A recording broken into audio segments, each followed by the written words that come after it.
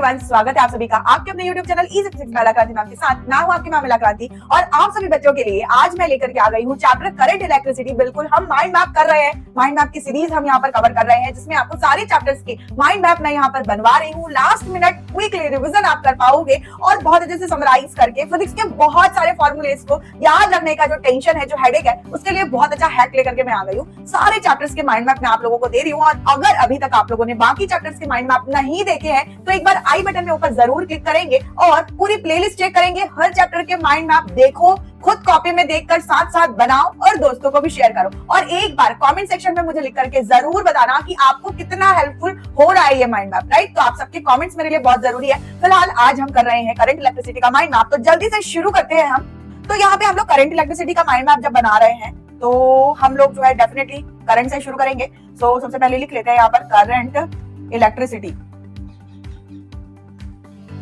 विद्युत धारा। तो ध्यान रखिएगा क्योंकि हिंदी मीडियम और इंग्लिश मीडियम दोनों ही मीडियम के बच्चों के लिए वीडियो है, तो आप सभी बच्चे देखेंगे और साथ ही साथ आप जिस भी मीडियम के हैं उस मीडियम से रिलेटेड जो है वर्ड्स यहाँ पर लिखते जाएंगे, क्योंकि मैं दोनों ही बच्चों के लिए यहाँ पर माइंड मैप बनवा रही हूँ। क्योंकि भाई आखिरकार आप लोगों को जो है यहाँ पर फॉर्मूला का ही पार्ट सबसे ज्यादा यहाँ पर लिखना होता है, बाकी थ्योरेटिकल पार्ट जो है डेफिनेटली आप लोग अपने अपने मीडियम के अकॉर्डिंग लिख सकते हैं। और सबसे पहले हम लोग यहाँ पर जब करंट इलेक्ट्रिसिटी की बात कर रहे हैं तो rate of flow of charge, मतलब कि आपका जो चार्ज है टाइम के रिस्पेक्ट में कितना फ्लो होता है किसी भी क्रॉस सेक्शनल एरिया से, वो क्या कहलाता है? आपका करंट। मान लो कि हम लोगों ने एक कंडक्टर का टुकड़ा लिया, इसका क्रॉस सेक्शनल एरिया क्या है? ए है। तो ए क्रॉस सेक्शनल एरिया के इस कंडक्टर के टुकड़े से चार्ज कितना करंट, कितना चार्ज टाइम के रिस्पेक्ट में फ्लो हो रहा है, ये वैल्यू आपकी कहलाती है क्या? करंट। तो यहाँ पर लिख सकते हैं आप rate of flow of charge across any cross sectional area, any cross sectional area, right? ये हो गया। तो ये आपका होता है क्या? I is equals to D Q by D T, जिसको हम कैपिटल क्यू बाई टी भी लिख सकते हैं। जब हमको जो है किसी बड़े वायर के लिए करंट मेजर करना होता है तो डेफिनेटली वहां पर अल्पांश या इस तरीके से स्मॉल मतलब स्मॉल चार्ज लेकर के स्मॉल टाइम के रिस्पेक्ट में हम करते हैं। और ये इसके लिए जो है अगर हम एवरेज करंट की बात करें तो यहाँ पर एवरेज करंट की वैल्यू हम del Q by del T इस तरीके से जो है वो लिख सकते हैं। एंड इसके अलावा जो है जो ये क्रॉस सेक्शनल एरिया जिससे यहाँ पर करंट फ्लो हो रहा है कंडक्टर में, तो यहाँ पर कितने मतलब एरिया में, क्रॉस सेक्शनल एरिया में, मतलब कहना चाहिए कि जो करंट फ्लो हो रहा है ना, उसका रेशियो कितना है क्रॉस सेक्शनल एरिया के साथ, उसका जो रेशियो है वो आपका क्या कहलाता है? Current density, right? जिसको जो है हम यहाँ पर लिखते हैं क्या? ये हम लिख लेते हैं क्या? Current density. और ये हो गया आपका क्या? जे से इसको हम रिप्रेजेंट करते हैं कि जो ये कंडक्टर हमका टुकड़ा अगर मान लो कि लिया है एक क्रॉस सेक्शनल का, तो यहाँ पर जो है यहाँ पर जो पर एरिया मतलब पर मीटर स्क्वायर एरिया में कितना करंट फ्लो हो रहा है, ये आपका कहलाता है करंट डेंसिटी। ये इस तरीके से, राइट? जिसको हम जो है इसका डेफिनेटली, और क्योंकि यहाँ पर करंट का जो यूनिट है वो हमारा किसमें होता है? एम्पियर में, तो ये हमारा एम्पियर पर मीटर स्क्वायर हो जाएगा। और जैसे हम लोगों ने J इक्वल टू आई ए जैसे लिखा है, तो यहाँ पर जो है हम I इज इक्वल टू, इसी को जो है हम किस तरीके से लिख सकते हैं? I is equal to J और ये डी ए। अगर हम मतलब एरिया ए ले रहे हैं, अगर एरिया ए की जगह हम surface S of surface S भी हम लिख सकते हैं, तो यहाँ पे डीएस भी लिख सकते हैं। डी ए लिखे या डी एस लिखे, एक ही मतलब है दोनों का, ध्यान में रखिएगा, ठीक है? सो अगर हम यहाँ पर इसी चीज को लिख ले तो क्योंकि हमारा ये आई है, क्योंकि एरिया वेक्टर है और जो धारा घनत्व जिसको हम बोलते हैं करंट डेंसिटी, ये धारा घनत्व की हम बात कर रहे हैं, ये भी हमारी वेक्टर क्वांटिटी है। तो याद रखना कि करंट जो है आपकी स्केलर क्वांटिटी है, क्योंकि ये दो स्केलर डिजिट्स यानी कि चार्ज यानी कि आवेश और समय के कारण बनी हुई है, टाइम के कारण बनी हुई है, जो दोनों ही स्केलर क्वांटिटीज है, इसलिए स्केलर क्वांटिटी की कैटेगरी में आता है। और जो हमारा करंट डेंसिटी यानी कि जो धारा घनत्व है वो हमारा वेक्टर क्वांटिटी में आता है। और यहाँ से जो है दो वेक्टर्स का डॉट प्रोडक्ट, मतलब कि दो सदिशों का अदिश गुणनफल हम इस तरीके से लिखते हैं, जिसको हम जे ए कॉस थीटा भी लिख सकते हैं। क्या लिख सकते हैं इसको हम लोग? ये जो हम लोगों ने लिखा है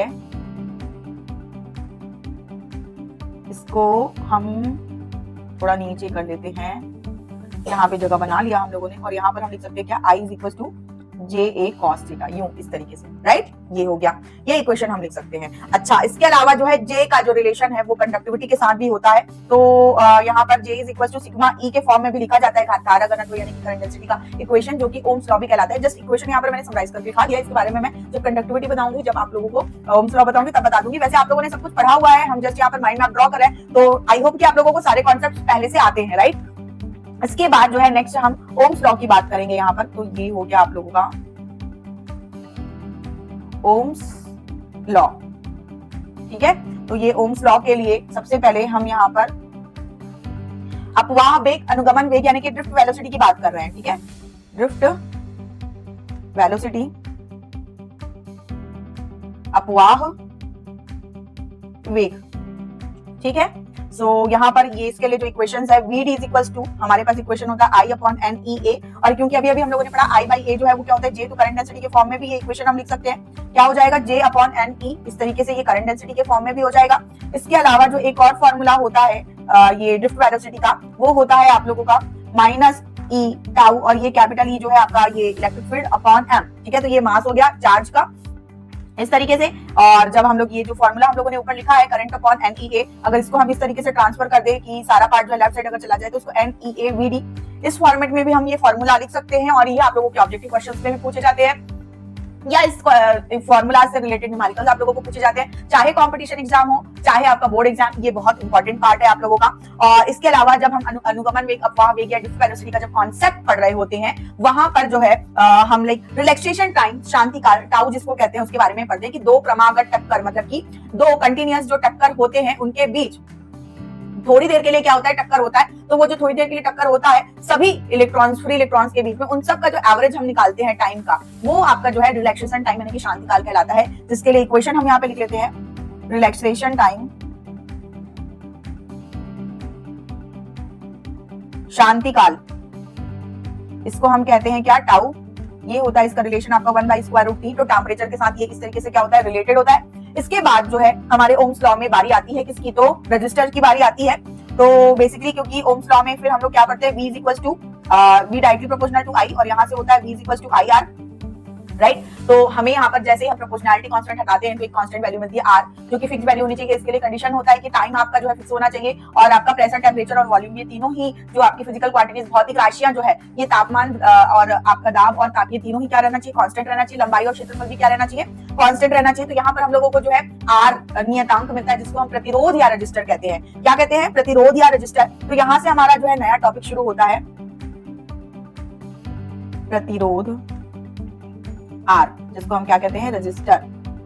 तो बेसिकली ये रजिस्टर की जो प्रॉपर्टी होती है वो होती है करंट का अपोज करना। तो रेजिस्टेंस की वजह से क्या होता है, जो करंट का फ्लो है वो फ्लो हो जाता है। डेफिनेटली एक रुकावट है, जैसे कि अगर आप गाड़ी चला रहे हो और आपको रास्ते में ट्रैफिक मिल रहा है, वो सारे के सारे आपके रेजिस्टेंसेस है, ठीक है, जिसको हम क्या कहते हैं, प्रतिरोध। तो रजिस्टर का जो गुण है, प्रॉपर्टी जो है, वो कहलाती है रेजिस्टेंस, ठीक है। तो रजिस्टर का रेजिस्टेंस, ठीक है, तो ये जो है रेजिस्टेंस R की जो वैल्यू है आपकी, ये डिपेंड करती है किस पर, तो ये डिपेंड करती है L और A पर। तो L के डायरेक्टली प्रोपोर्शनल होती है और A के एरिया के क्या होती है, इनवर्सली प्रोपोर्शनल होती है। जैसे ही हम प्रोपोर्शनैलिटी कांस्टेंट यहाँ पर हटाते हैं तो एक नई कांस्टेंट वैल्यू यहाँ पर मिलती है, जिसको हम कहते हैं रेजिस्टिविटी, प्रतिरोधकता। क्या बोलते हैं, रेजिस्टिविटी, प्रतिरोधकता।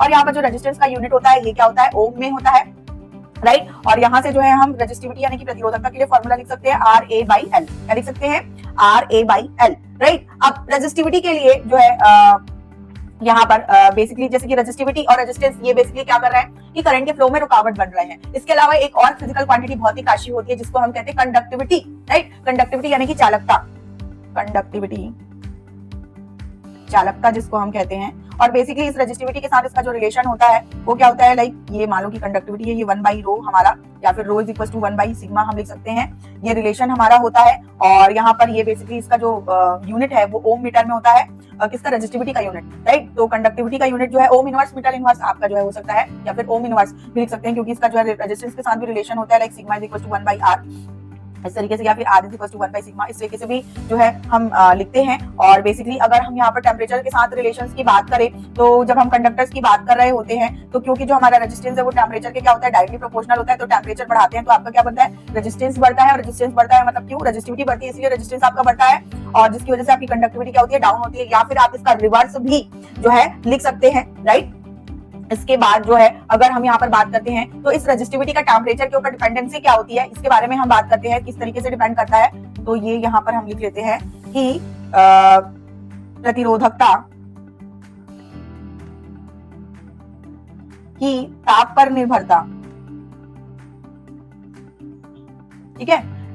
तो रेजिस्टिविटी जो है टेम्परेचर के ऊपर किस तरीके से डिपेंडेंट होती है। तो बेसिकली इसके लिए हम दो इक्वेशन लिखते हैं, ρ इज इक्वल टू ρ नॉट, और ये 1 प्लस अल्फा ये आपका होता है T माइनस टी नॉट। तो ये जो रो नॉट और टी नॉट जो है ये आपके 0 डिग्री टेम्परेचर के लिए, आपका टेम्परेचर तो 0 डिग्री हो गया, और 0 डिग्री टेम्परेचर के लिए जो किसी भी मटेरियल या पदार्थ की जो रेजिस्टिविटी होती है वो आपकी रो नॉट, और जो टेम्परेचर टी आपको दिया हुआ मान लो कि 0 डिग्री के लिए हम मतलब कि 0 डिग्री के लिए हमको पता है, और टी टेम्परेचर पर हम लोगों को उसकी रेजिस्टिविटी फाइंड आउट करनी है, तो उसके लिए हम ये फॉर्मूला यूज करते हैं, या फिर इस फॉर्मूला में से कोई भी एक अननोन वैल्यू दे सकता है आप लोगों को, जिसको आपको फाइंड आउट करना होता है, और ये इंपॉर्टेंट है, इसलिए इसको जो है आप लोग बिल्कुल ध्यान में रखेंगे।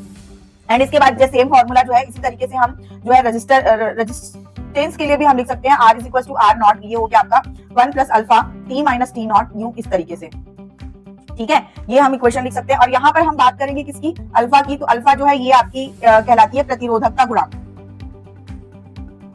प्रतिरोधकता गुणांक, जिसको हम बोलते हैं टेम्परेचर कोफिशिएंट, राइट। तो ये जो टेम्परेचर कोफिशिएंट की वैल्यू है, अगर हम कंडक्टिंग मटेरियल के लिए बात करें तो कंडक्टर्स के लिए जो है इसकी वैल्यू जो है वो क्या होती है, पॉजिटिव होती है, और अगर हम सेमीकंडक्टर यानी कि अर्धचालक की बात करें तो अर्धचालक के लिए इसकी जो वैल्यू होती है अल्फा की वो होती है नेगेटिव, राइट। इसकी वजह से जब हम कंडक्टर की बात करते हैं तो टेम्परेचर इंक्रीज करने से रेजिस्टेंस इंक्रीज होता है, क्योंकि वहां पर पॉजिटिव टेम्परेचर कोफिशिएंट पाया जाता है ना, धनात्मक प्रतिरोधकता गुणांक पाया जाता है। लेकिन अगर हम अर्धचालक की बात करते हैं तो वहां पर टेम्परेचर इंक्रीज करने से आपका रेजिस्टेंस जो है वो डिक्रीज होता है और कंडक्टिविटी इंक्रीज होती है। क्यों? क्योंकि उसके लिए जो टेम्परेचर कोफिशिएंट की वैल्यू होती है वो नेगेटिव में होती है, राइट। ये हो गया। एंड इसके अलावा जो है हम बात करें लाइक अगर मान लो कि जैसे कि हम लोगों ने यहाँ पर प्रतिरोधों के बारे में पढ़ा, तो प्रतिरोधों का संयोजन हम यहाँ पर पढ़ेंगे, प्रतिरोधों का संयोजन, ये हम यहाँ पर लिख लेते हैं, प्रतिरोधों का संयोजन। तो बेसिकली लाइक जैसे कि प्रतिरोध को हम रिप्रेजेंट करते हैं इस तरीके से जो है साइन बनाकर, जिगजैग जैसा साइन बनाकर, जैसे कि ये एक प्रतिरोध है और मान लो एक से ज्यादा अगर हमारे पास प्रतिरोध है तो उनको आपस में हमको कंबाइन करना है, तो दो तरीके से हम कंबाइन कर सकते हैं, एक सीरीज कनेक्शन में, एक पैरेलल कनेक्शन में, श्रेणी क्रम में और समानांतर क्रम में। श्रेणी क्रम में जब हम वो जोड़ते हैं तो ऑब्वियसली बात है कि एक सीरीज में मतलब कि लाइन बाय लाइन एक के बाद एक, मतलब कि पहले रेजिस्टेंस का दूसरा पार्ट दूसरे के पहले हिस्से से टर्मिनल से जो है वो कनेक्टेड होता है, यूं इस तरीके से कुछ। तो ये आपका डायग्राम यहाँ पर हो गया, ये आपका हो गया क्या, सीरीज, ये आपका हो गया क्या, पैरेलल। तो सीरीज में हम लोगों ने अगर जोड़ा तो यूं इस तरीके से जोड़ा, और अगर पैरेलल में हम लोगों ने जोड़ा तो यूं इस तरीके से, ये आपका क्या हो गया, पैरेलल कनेक्शन, ठीक है। जब हम यहाँ पर क्या करते हैं, सीरीज की बात करते हैं, तो सीरीज में क्या होता है, दोनों ही रजिस्टर्स के अक्रॉस जो है वो आपका करंट जो है वो आपका सेम होता है, ठीक है। जब हम पैरेलल की बात करते हैं तो पैरेलल में आपका जो है वोल्टेज सेम होता है। अब यहाँ पर जब आपका करंट सेम होता है लेकिन इन दोनों के अक्रॉस जो वोल्टेज है वो आपका क्या होता है, डिफरेंट होता है, और यहाँ पर वोल्टेज सेम है तो करंट आपका यहाँ पर क्या होता है, I1 और यहाँ पर I2, ये करंट आपका डिफरेंट होता है। तो बेसिकली इनके लिए जब हम लोगों को करना क्या होता है, इक्विवेलेंट यानी कि तुल्य, मतलब पूरे का ओवरऑल जब हम लोगों को कैलकुलेट करना होता है तो इसके लिए हम लिखते हैं यहाँ पर क्या, R equivalent equals to R1 plus R2। ये अगर मान लो कि दो रजिस्टर्स आपके पास है और n नंबर ऑफ रजिस्टर्स है तो वो क्या हो जाएगा, R1 plus R2 plus R3 plus R4, जितने भी नंबर ऑफ रेजिस्टेंस है सब क्या हो जाएंगे, ऐड ऑन हो जाएंगे जब हम सीरीज की बात कर रहे हैं। और इसके अलावा जब हम पैरेलल की बात कर रहे हैं तो पैरेलल के केस में क्या होता है, ये होता है 1 upon R equivalent is equal to 1 upon R1 plus 1 upon R2, यूं इस तरीके से, ठीक है। ये आपका पैरेलल के केस में हो गया, ठीक है। और मान लो कि n नंबर ऑफ है तो इस तरीके से लाइक ज्यादातर 5 के लिए पूछ सकता है, ठीक है, n नंबर ऑफ के लिए भी पूछ सकता है, तो वहां पे आपका n नंबर के लिए हो जाता है कि 1 plus 1 by R1 plus 1 by R2 plus 1 by Rn, इस तरीके से। और मान लो कि सारी की सारी वैल्यूज इक्वल है तो R इक्विवेलेंट मतलब मान लो कि सारे रेजिस्टेंसेस इक्वल है n नंबर ऑफ के लिए, ठीक है। तो उस केस में मान लो कि R1 R2 R3 सारे के सारे इक्वल है, उस केस में आपका R इक्विवेलेंट इक्वल्स टू क्या हो जाएगा, तो R इक्विवेलेंट इक्वल्स टू हो जाएगा आपका R बाई N, इस तरीके से। और इस तरीके से अगर हम श्रेणी क्रम के लिए देखें तो यहाँ पर क्या हो जाएगा, R equivalent equals to NR, अगर मान लो कि सारे रजिस्टर्स की वैल्यू क्या है, सेम है इस कंडीशन में, राइट। तो ये मैंने आप लोगों को बता दिया। मान लो कि केवल और केवल दो रजिस्टर्स हैं आप लोगों के पास पैरेलल कंडीशन में, तो क्या करना पड़ता है आप लोगों को, बेसिकली इसके लिए एक फॉर्मूला याद रख लेना, R equivalent equals to R1 into R2 upon R1 plus R2, मतलब कि एलसीएम लेकर के हम लोगों ने सॉल्व कर दिया, ठीक है, याद रखना। और मान लो कि दो रजिस्टर आपस में जो है सेम वैल्यू के हैं तो वो क्या हो जाते हैं, जस्ट हाफ। तीन रजिस्टर्स अगर सेम वैल्यू के हैं तो क्या हो जाते हैं, जस्ट मतलब कि बाई 3, क्योंकि ये R बाई N जो देखा वहां से आप लोगों का ये कॉन्सेप्ट आ जाता है, राइट। और इसके बाद लाइक ये क्वेश्चन आते हैं आप लोगों के लिए कि मान लो एक कंडक्टिंग वायर है जिसको हम लोगों ने 2 गुना खींच लिया, 4 गुना खींच लिया तो खींच का लंबा हो गया, डेफिनेटली लंबा हो गया। तो ये आपका जो है रेजिस्टेंस डायरेक्टली प्रोपोर्शनल होता है L से और इनवर्सली प्रोपोर्शनल होता है A से। तो ऑब्वियसली बात है कि अगर रेजिस्टेंस को खींचा है ना, मतलब सॉरी कंडक्टर्स को, अगर तार को खींचा तो लंबाई अगर बढ़ी तो क्रॉस सेक्शनल एरिया घट जाएगा, है ना, अनुप्रस्थ काट का क्षेत्रफल आपका घट जाएगा। तो इस चीज को आप लोगों को क्या करना है कि ध्यान में रखना है कि इस तरीके से होता है। और जब इस तरीके के जो क्वेश्चंस आते हैं, लाइक मान लो कि यहाँ पर मैं लिख देती हूँ, बॉक्स बना के मैं आप लोगों के लिए लिख देती हूँ, हाँ, लाइक मान लो कि L dash is equal to NL, मतलब कि लंबाई जो है उसको खींचकर हम लोगों ने मान लो कि 2 गुना कर दिया या 4 गुना कर दिया, ये 2 गुना या 4 गुना है, वो n नंबर ऑफ संख्या है यहाँ पर। तो उसके लिए रेजिस्टेंस की वैल्यू अगर पूछेगा तो इसके लिए आपको शॉर्टकट ये याद रखना है n²r, ठीक है। पूरा सॉल्व करके नहीं बैठना है, खासकर कॉम्पिटिटिव एग्जाम वाले बच्चों के लिए, और इवन जो बोर्ड एग्जाम के बच्चे हैं वो भी यही फॉर्मूला लगा करके सॉल्व करेंगे, है कि नहीं। तो ये हो गया आपका कॉन्सेप्ट। तो आई होप की सारी चीजें यहाँ पर हो गई है। एक चीज आप लोगों को एड ऑन करना चाहूंगी कि जो मैंने आप लोगों को करंट डेंसिटी यानी कि धारा घनत्व के बारे में आप लोगों को बताया था, तो J equal to sigma E जो है ये बेसिकली आपका ओम्स लॉ का फॉर्मूला भी होता है। V इक्वल टू जैसे IR होता है वैसे J equal to sigma E, और ये कंडक्टिविटी से भी रिलेटेड है, तो प्लीज ये फॉर्मूला एटलीस्ट आप लोग याद रखेंगे। एंड नेक्स्ट जो हम पढ़ते हैं वो है किरचॉफ्स लॉ। क्या पढ़ते हैं हम इसके बाद? Kirchhoff's law. तो यहाँ पर लिख लेते हैं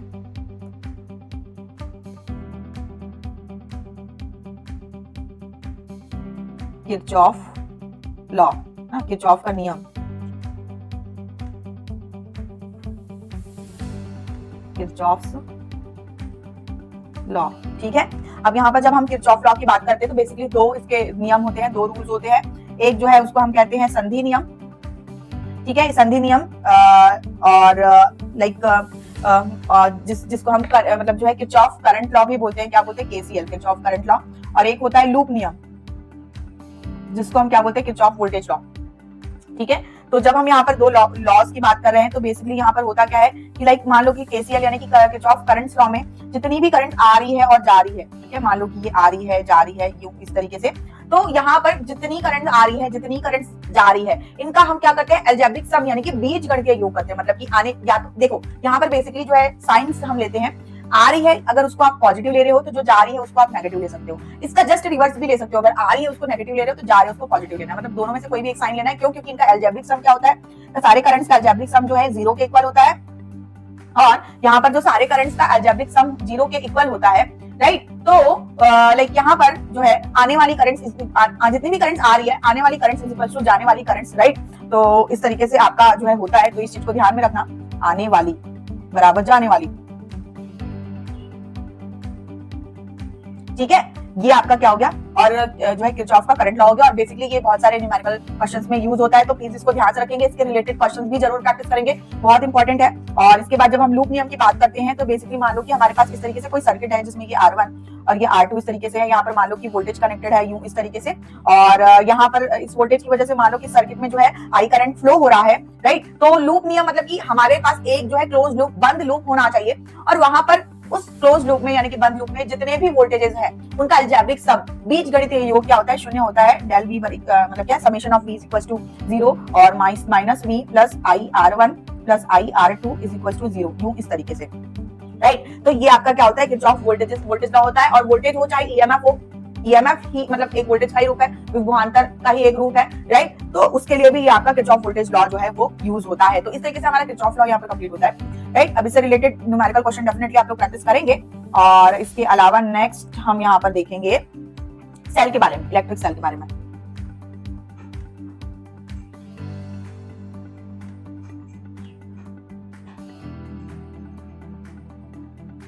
ठीक है, इलेक्ट्रिक सेल यानी कि विद्युत सेल। बेसिकली ये जो इलेक्ट्रिक सेल है ये क्या करता है? केमिकल एनर्जी को इलेक्ट्रिकल एनर्जी में कन्वर्ट करता है। मतलब कि एक मतलब बीकर होता है जिसमें हम एक जो है सॉल्यूशन विलियन डाल रखे होते हैं, है ना, जिसमें हम लोग मान लो कि दो इलेक्ट्रोड्स डालते हैं, है ना, एक कॉपर और जिंक की, एक एनोड और एक कैथोड। तो उनके बीच में क्या होता है? केमिकल रिएक्शन होता है, जिसकी वजह से केमिकल एनर्जी जो है वो इलेक्ट्रिकल एनर्जी में कन्वर्ट होती है। क्योंकि हमारे को यहाँ पर क्या मिलता है? इलेक्ट्रिसिटी प्रोड्यूस होकर मिलता है, जिसको हम इलेक्ट्रिक सेल कहते हैं, मतलब यहाँ पर विद्युत सेल जिसको हम कहते हैं। और ये बेसिकली क्या होता है? पोटेंशियल डिफरेंस होता है दोनों इलेक्ट्रोड्स के बीच का, एनोड और कैथोड के बीच का पोटेंशियल डिफरेंस ही आप लोगों का यहाँ पर EMF कहलाता है, राइट। EMF जिसको हम विद्युत वाहक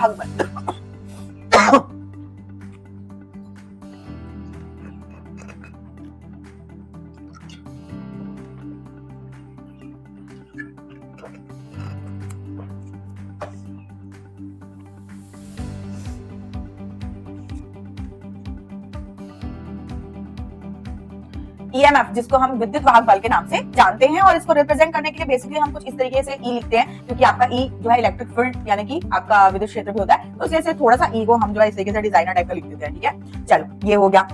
अब ये EMF जो है लाइक इसके लिए जो है अगर हम डेफिनेशन लिखें तो जो है potential difference across the terminal of क्या है? Practical cell when no current is being drawn from it, ठीक है। मान लो कि जो हम लोगों ने इलेक्ट्रोड लिया है उसके अक्रॉस जो है कोई भी करंट जो है नहीं, मतलब कि उसके अक्रॉस मतलब मतलब इलेक्ट्रोड के अक्रॉस अगर कोई करंट ड्रॉ नहीं हो रहा है तब के केस में, तो लिख सकते हैं potential difference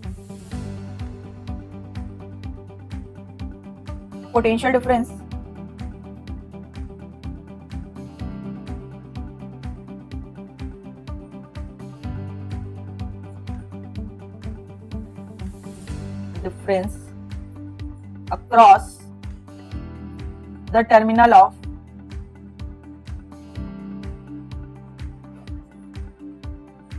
practical cell when no current is being drawn from it, right? तो ये आपका क्या हो गया, ईएमएफ के लिए डेफिनेशन हो गया। लाइक कॉन्सेप्ट आप ध्यान में रखिएगा। और इससे रिलेटेड कुछ थ्योरीज है जो मैं आप लोगों को बता देती हूँ। लाइक कि अगर हम लोग इस तरीके से जो है सेल को रिप्रेजेंट करते हैं, बैटरीज आप लोगों ने कई जगह यूज करी होगी, है कि नहीं? तो यूं इस तरीके से ये आपका क्या हो गया, बैटरी हम लोगों ने सेल बना लिया। और डेफिनेटली यहाँ पर जो है थोड़ा बहुत स्मॉल अमाउंट का जो है इसमें रजिस्टर प्रेजेंट होता है, जिसको हम इंटरनल रेजिस्टेंस यानी कि आंतरिक प्रतिरोध के नाम से जानते हैं, जिसको हम यहाँ पर यूं इस तरीके से साइड में सीरीज में स्मॉल आर इस तरीके से जो है रिप्रेजेंट करते हैं। और ये जो स्मॉल आर की जो वैल्यू है वो मतलब किस किस तरीके से इंक्रीज होती है, डिक्रीज होती है, ये हम लोगों को लिखना है। कि अगर मान लो कि हम दोनों इलेक्ट्रोड के बीच का जो डिस्टेंस है, डिस्टेंस ऑफ इलेक्ट्रोड, ठीक है, अगर हम ये क्या कर दे, इसको जो है अगर हम इंक्रीज कर दे तो इंटरनल रेजिस्टेंस की जो वैल्यू है वो आपकी क्या हो जाती है, इंक्रीज हो जाती है। मान लो कि अगर हम इलेक्ट्रोड्स का एरिया बढ़ा दे, एरिया ऑफ इलेक्ट्रोड्स इंक्रीज कर दे, तो आपका क्या हो जाता है, जो इंटरनल रेजिस्टेंस है ये क्या हो जाता है, इंक्रीज हो जाता है। इसके अलावा कॉन्सेंट्रेशन ऑफ इलेक्ट्रोलाइट अगर हम इंक्रीज मतलब यहाँ पर बढ़ा दे कि जो हम सॉल्यूशन यूज कर रहे हैं, कॉन्सेंट्रेशन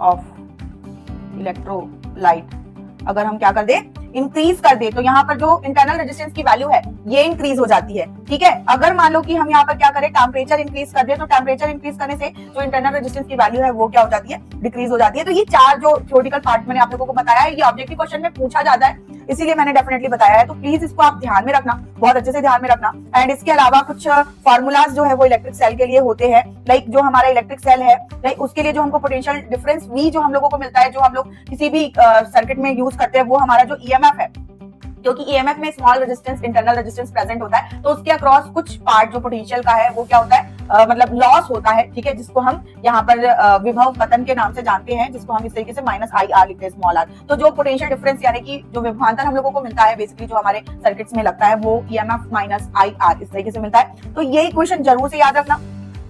ये पोटेंशियल डिफरेंस जो हम लोगों को मिलता है, मोस्ट इंपोर्टेंट रिलेशन है। और इसी रिलेशन से ही आप लोगों को बहुत सारे कुछ फॉर्मूलाज हैं जो मिलते हैं, जो मैं यहाँ पर सारे के सारे जो है ईएमएफ से रिलेटेड फॉर्मूलाज जो है यहाँ पर लिख रही हूँ। तो सबसे पहली बात कि यहाँ पर जो है, लाइक यहाँ से एक इक्वेशन हम लोगों को मिलता है, जैसे कि ये इक्वेशन जो हम लोगों ने लिखा है ना, इसको जो है हम इस तरीके से भी लिख सकते हैं। लाइक नीचे इसलिए लिख रही हूँ थोड़ा सा जो है यहाँ पे जगह मेंटेन करके, VA - VB = E - IR जो है IR, इस तरीके से हम इसको लिखते हैं। और इससे हम लोगों को एक फॉर्मूला मिलता है I = जिसको हम लिखते हैं E/R + कैपिटल R, यू इस तरीके से।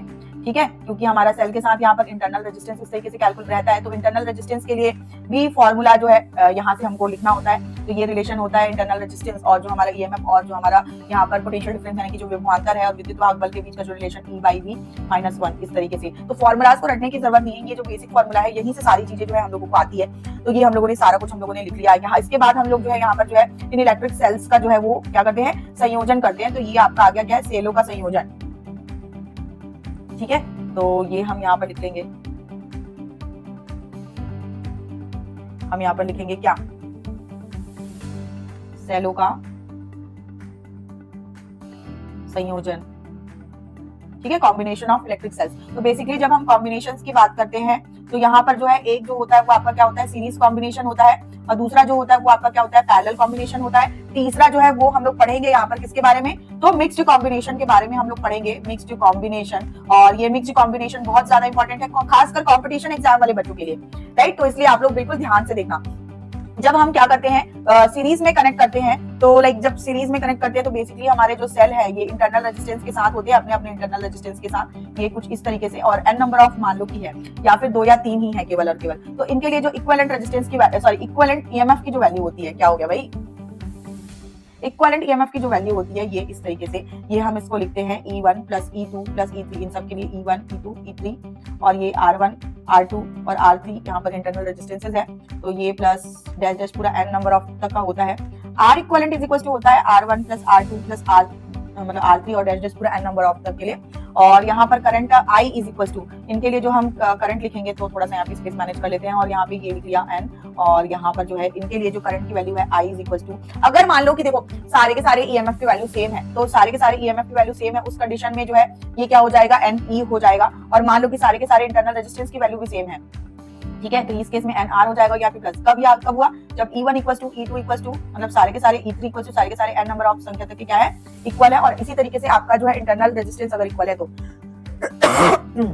ठीक है। अब इसके बाद जो है ये हम लोगों ने किस लिए लिख लिया, सीरीज के लिए लिख लिया, अब हम लिख लेंगे किसके लिए, पैरेलल के लिए, तो जब हम पैरेलल के लिए लिखेंगे तो पैरेलल के केस में क्या हो जाएगा, ये आपका सबसे पहले तो डायग्राम बना लेते हैं, यहाँ पर ये डायग्राम हो जाएगा ये इस तरीके से पैरेलल के केस में,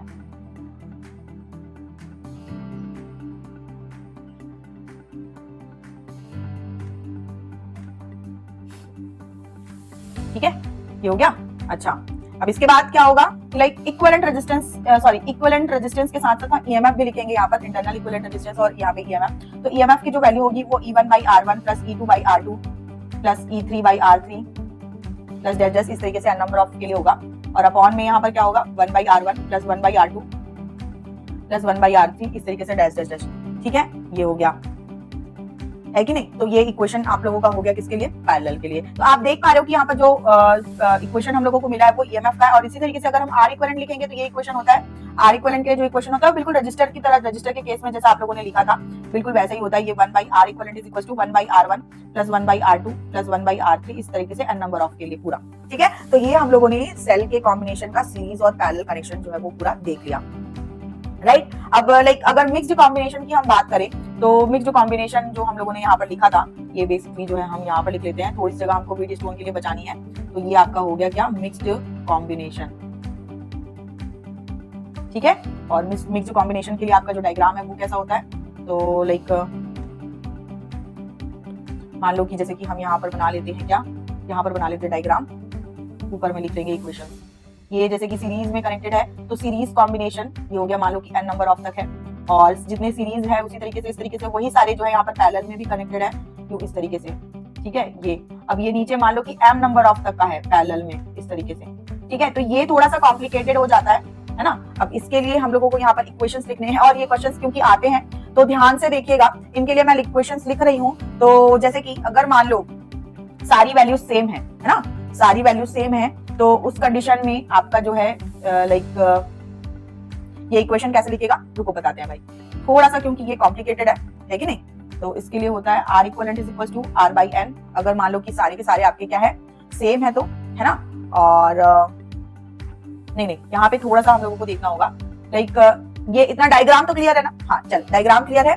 इसके बाद जैसे कि क्योंकि हमारे पास n number of series connection है और m नंबर ऑफ यहाँ पर क्या है हमारे पास पैरेलल कनेक्शंस, ठीक है। तो इसके लिए जो है हमारे को जो इक्वेशन होता है I का वो हमको ज्यादातर पूछा जाता है NE अपॉन यहाँ पे क्या हो गया R plus NR by M। Basically यहाँ पर जो है जो E की वैल्यू है मान लो कि सबकी सेम ही जो है जनरली होती ही है, क्योंकि मिक्स्ड कॉम्बिनेशन में इतना कॉम्प्लिकेटेड पूछता है, तो E equivalent is equal to आपका क्या होता है NE होता है, और R equivalent equal to R by N, ठीक है। तो यही वैल्यू जो है यहाँ पर R के प्लेस में रखी जाती है, क्योंकि R बाई N मतलब ये केवल और केवल मान लो कि सीरीज कनेक्शन के लिए हो गया। अब इन्हीं को क्योंकि हम लोगों ने पैरेलल में भी साथ ही साथ कैलकुलेट किया, कनेक्ट किया है, ठीक है, तो इसलिए जो ओवरऑल करंट की वैल्यू है वो इस तरीके से हम लोगों को मिलती है। और अगर मान लो कि पूरे ओवरऑल सर्किट में हम R इक्विवेलेंट की बात करें तो R इक्विवेलेंट हमारा, क्योंकि ये सीरीज कनेक्शन के लिए है पूरा, है ना, सॉरी ये जो है मान लो कि हमारा क्या है सीरीज कनेक्शन के लिए नहीं, ये बोलना चाहिए कि पैरेलल में है, ठीक है, कोई बात नहीं, ये इक्वेशन आप साइड में यहाँ पर रखो, थोड़ा सा कंफ्यूजिंग है क्योंकि यहाँ पर R इक्विवेलेंट की वैल्यू लिखो NR बाई M, मतलब ये सीरीज और पैरेलल सारा मिला करके जो है वो ये हो गया, ठीक है। तो एक बार ना इन सब चीजों को हम फिर से यहाँ पर लिख लेते हैं। लाइक सबसे पहले ये जो इक्वेशन हम लोगों ने लिखा है यहाँ पर E equivalent is equal to क्या है NE, मान लो कि सारे के सारे हमारे जो है EMF बराबर है, ठीक है। और यहाँ पर आर इक्वलेंट जो हम लिखेंगे वो लिखेंगे एन आर बाई एम, जो हमने इस इक्वेशन में स्मॉल आर की जगह में क्या किया है, पुट किया है, ठीक है। और ये हो गया। और इसके अलावा हाँ, अब ये जो आर इक्वलेंट की वैल्यू है बेसिकली ये आपकी क्या होगी, R equivalent is equal to 1 by N R plus 1 by N R plus 1 by N R. अगर मान लो कि ये आर इक्वलेंट हम लोगों ने जो लिखा था, एक तो एन आर किसके लिए होगा, ये आपका सीरीज में जो कनेक्टेड है उसके लिए हो जाएगा, और फिर उसके बाद क्योंकि पैरेलल में कनेक्टेड है, राइट, तब ये इक्वेशन आएगा ओनली सीरीज के लिए एन आर, और जब पैरेलल में कनेक्टेड है तो आर बाई एन होता है, तो वहां से आपका ये क्या हो रहा है, एन आर बाई एम है। थोड़ा कंफ्यूजिंग है कि नहीं, तो इसलिए मुझे भी सोचना पड़ेगा कि मैं आप लोगों को कैसे भी समझाऊं, थोड़ा सा कंफ्यूजिंग है, राइट। ये आपका इक्वेशन जो है मिक्स्ड कॉम्बिनेशन के लिए मैंने लिख डाला है पूरा, है ना, हाँ लिख लिया है, पूरा ही लिख लिया है, ठीक है। तो ये मिक्स्ड कॉम्बिनेशन का इक्वेशन हो गया। चलो ये हो गया। अच्छा, अब इसके बाद जो है ना एक चीज यहाँ पर थोड़ी सी मिस हो गई है, वो प्लीज आप लोग ऐड ऑन कर लीजिए। ये पार्ट मैं आप लोगों को बताना भूल गई हूँ कि जब पैरेलल कॉम्बिनेशन होता है तो यहाँ पर आर इक्विवेलेंट की वैल्यू आर बाई एन, अगर मान लो कि सारे के सारे रेजिस्टेंसेस इक्वल हो, उसके लिए इक्वेशन होता है। और इस कंडीशन में आई का जो इक्वेशन हम लिखेंगे, ये हम लिखेंगे ई बाई आर बाई एन, जो है स्मॉल आर की जगह में हम लोगों ने लिखा प्लस कैपिटल आर। तो ये पैरेलल कनेक्शन के लिए ये वाला इक्वेशन मिस हो गया था, ठीक है। तो अब हम लोगों ने सीरीज के लिए, पैरेलल के लिए और मिक्स्ड कॉम्बिनेशन तीनों के लिए सारे इक्वेशंस हम लोगों ने लिख लिए हैं। अब एक टॉपिक जो है वो हमारा रह गया है, ये है हमारा व्हीटस्टोन ब्रिज, ठीक है। अब बेसिकली ये जो व्हीटस्टोन ब्रिज है वो क्या होता है कि हमारे पास एक इस तरीके से क्या होता है कि एक ब्रिज होता है रेजिस्टेंसेस का। इस ब्रिज में जो है बीच में एक गैल्वेनोमीटर कनेक्ट होता है, और यहाँ पर जो है हम यहाँ पर क्या करते हैं, सप्लाई देते हैं। और बेसिकली जो है ये ब्रिज जब हम यहाँ पर सप्लाई देते हैं तो इनके बीच में जो हम लोगों ने गैल्वेनोमीटर यानी कि जो धारामापी कनेक्ट किया है उसके क्रॉस जो करंट है उसको हम लोगों को डिफ्लेक्शन को जीरो में सेट करना होता है। तो इस तरीके से हम क्या करते हैं, उन रजिस्टर्स की वैल्यू को जो है वेरी करते हैं, चेंज करते हैं। और यहाँ पर जो है एक रजिस्टर आर भी कनेक्ट होता है, और ये आपका क्या हो गया ई। और यहाँ पर जो रेजिस्टेंसेज है, लाइक इनकी जो वैल्यूज है वो आपकी क्या है, ये मान लो कि R1 है, ये इधर आपकी R2, इधर आपकी R3 और इधर आपका R4। तो बैलेंस कंडीशन में जो आपका इक्वेशन होता है ये R1 by R2 is equal to R3 by R4, इस तरीके से। तो कलर चेंज करके लिख लेते हैं ताकि आप लोगों का जो है डिफरेंस क्रिएट हो जाए। R1 बाई R2 बराबर R3 by R4।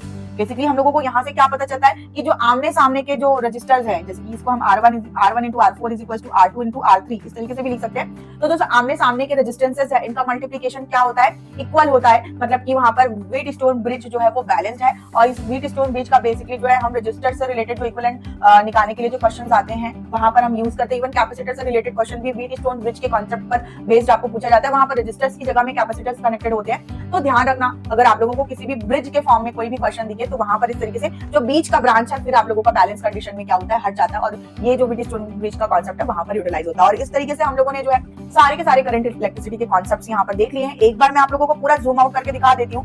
Current electricity सबसे पहले बेसिक हम लोगों ने करंट के बारे में पढ़ा, करंट डेंसिटी यानी कि धारा घनत्व के बारे में पढ़ा, ड्रिफ्ट वेलोसिटी यानी कि अपवाह वेग के बारे में पढ़ा, फिर हम लोगों ने ओम्स लॉ के बारे में पढ़ा, रेजिस्टेंसेस के बारे में पढ़ा, कंडक्टिविटी के बारे में पढ़ा, रेजिस्टेंसेस के बाद रेजिस्टिविटी के बारे में पढ़ा, और ये रेजिस्टिविटी टेंपरेचर के ऊपर किस तरीके से डिपेंड करती है, प्रतिरोधकता की ताप पर निर्भरता, और उसके लिए इक्वेशन हम लोगों ने देखे। फिर हम लोगों ने प्रतिरोधों का संयोजन मतलब कॉम्बिनेशन ऑफ रेजिस्टेंसेस हम लोगों ने देखा। उसके बाद हम लोगों ने Kirchhoff law, Kirchhoff current law, Kirchhoff voltage law हम लोगों ने देखा। फिर हम लोगों ने इलेक्ट्रिक सेल के बारे में देखा। इलेक्ट्रिक सेल में जो है हम लोगों ने इसके जो जितने भी फॉर्मूलाज हैं, है ना, वो हम लोगों ने देख लिए। फिर हम लोगों ने इनके कॉम्बिनेशन देख लिए, सीरीज कॉम्बिनेशन, पैरेलल कॉम्बिनेशन और फिर मिक्स्ड कॉम्बिनेशन। सारा फॉर्मूला देखने के बाद लास्ट में हम लोगों ने व्हीटस्टोन ब्रिज देखा। तो इस तरीके से इस चैप्टर का जितना भी कॉन्सेप्ट है वो सारा कॉन्सेप्ट यहाँ पर क्या हो गया है, बिल्कुल कवर हो गया है। ओके, सो अब यहाँ पर सारा क्योंकि कॉन्सेप्ट जो है वो कवर हो गया है। अब ये वीडियो जो है, ये सेशन हम यहीं पर खत्म करते हैं, लेकिन जाने से पहले कहना चाहूंगी कि इस वीडियो की अपने सारे दोस्तों को जरूर शेयर करो, और एंड आई होप आप लोगों ने पूरा जो है ड्रॉ किया होगा मेरे साथ साथ। एक बार जरूर जितने बच्चों ने भी ड्रॉ किया है पूरा कमेंट सेक्शन में लिख करके जो है अपना अटेंडेंस जरूर देंगे, बताएंगे, क्योंकि मैं डेफिनेटली जानना चाहूंगी कि कौन बच्चे ये वीडियो पूरा देख रहे हैं और चीजों को ड्रॉ कर रहे हैं। तो बने रहिएगा मेरे साथ, जुड़े रहिएगा मेरे साथ। नेक्स्ट वीडियो में मैं आपको मिलूंगी, और तब तक के लिए बाय बच्चों।